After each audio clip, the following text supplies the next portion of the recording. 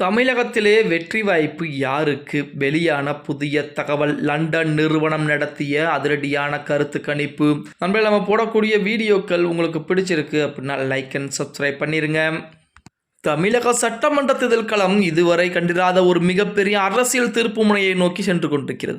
லண்டனை சேர்ந்த ஒரு சிறப்பு ஆய்வுக்குழுவின் சமீபத்திய கருத்து கணிப்புகள் இதை உறுதிப்படுத்தியிருக்கிறது அப்படின்னே கூட சொல்லலாம். லண்டனில் இருந்து தமிழகம் வந்து மாநிலத்தில் அனைத்து மாவட்டங்களிலும் பரவலாக ஆய்வுகளை மேற்கொண்ட தன்னாட்சி குழு தமிழக வளர்ச்சிக்கு வாக்காளர்களுடைய மனநிலைமை கடந்த சில மாதங்களில் பெருமளவு மாறி இருப்பதாக சொல்றாங்க. குறிப்பாக பாரம்பரியமாக நிலவி வந்த இருமுனை போட்டி இந்த முறை முற்றிலும் சிதைந்து ஒரு புதிய அரசியல் சக்தியுடன் நுழைந்திருப்பது திராவிட கட்சிகளுக்கு பெரும் அதிர்ச்சியை தான் ஏற்படுத்தி இருக்கிறது. இந்த கணிப்பின்படி அதிமுக கூட்டணி அதிக எண்ணிக்கையிலான தொகுதியில் கைப்பற்றும் என்றாலும் தனி பெரும்பான்மையுடன் ஆட்சி அமைப்பதற்கான மந்திர எண்ணை தொடுவதில் சிக்கல் நீடிக்கும் என கூறப்படுகிறது. இந்த கருத்து கணிப்பின் மிகவும் அதிரடியான அம்சம் என்னவென்றால் நடிகர் விஜயின் தமிழக வெற்றி கழகம் 2வது இடத்தை பிடிக்கும் என்பதாகும்.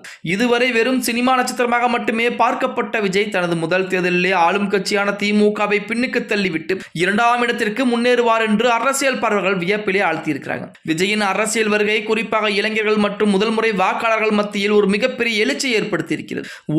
ஊழலற்ற நிர்வாகம் மற்றும் மாற்று அரசியல் என்ற அவரது முழக்கம் தற்போதைய அரசியலில் சூடுபிடிக்க ஆரம்பித்திருக்கிறது அப்படின்னே கூட சொல்லு. மறுபுறம் தமிழகத்தை தற்போது ஆட்சி செய்து வரும் திமுக 3ஆம் இடத்திற்கு தள்ளப்படும் என்று லண்டனை சேர்ந்த அதிரடியான ஒரு நிறுவனம் என்பது கருத்து கணிப்பை நடத்தி வெளியிட்டிருக்கிறார். அதிர்ஷ்ட தகவல் என்பது கட்சியின் தலைமைக்கு பெரும் கவலை அளித்திருக்கிறது. வாரிசு அரசியல் குறித்த விமர்சனங்கள், விலைவாசி உயர்வு மற்றும் சில அமைச்சர்கள் மீதான அதிருப்தி ஆகியவை திமுகவின் வாக்கு வங்கியில் மிகப்பெரிய சரிவை ஏற்படுத்தக்கூடியதாக இருக்கிறதாக லண்டன் ஆய்வுக்குழு என்பது சுட்டிக்காட்டியிருக்கிறது. தமிழக வரலாற்றிலே ஆளுங்கட்சியாக இருந்துவிட்டு 3ஆம் இடத்திற்கு ஒரு கட்சி தள்ளப்படுவது என்பது மிக அரிதான ஒன்றாகத்தான் பார்க்கப்படும். இது நடந்தால் அது திமுகவின் அரசியல் எதிர்காலத்திற்கே ஒரு சவாலாக அமையக்கூடும் அப்படின்னே கூட சொல்லலாம். பலமான கூட்டணி இருந்தும் மக்கள் மத்தியில் நிலவும் ஆட்சி எதிர்ப்புகளை திமுகவின் பலவீனப்படுத்தக்கூடியதாக இந்த கருத்து கணிப்பு என்பது வெட்ட வெளிச்சமாக காட்டுகிறது. இந்த கணிப்பின்படி தமிழகத்தில் எந்த ஒரு கட்சிக்கும் அல்லது கூட்டணிக்கும் தனி பெரும்பான்மை என்பது கிடைக்காது என்பதால் தொங்கு சட்டசபை அமைவது உறுதி என தெரிகிறது. அதிமுக கூட்டணிக்கு அதிக தொகைகள் கிடைத்தாலும் ஆட்சி அமைக்க தேவையான 118 இடங்களை அவரால் எட்ட முடியக்கூடிய சூழ்நிலை என்பது இல்லை. மற்ற கட்சிகளின் ஆதரவு மிக முக்கியமானதாக மாறும். இத்தகைய இக்கட்டான நிலையில் தமிழகத்தின் அடுத்த ஆட்சியை தீர்மானிக்கும் கிங் மேக்கர் இடத்திற்கு விஜய் உயர்ந்திருப்பார் என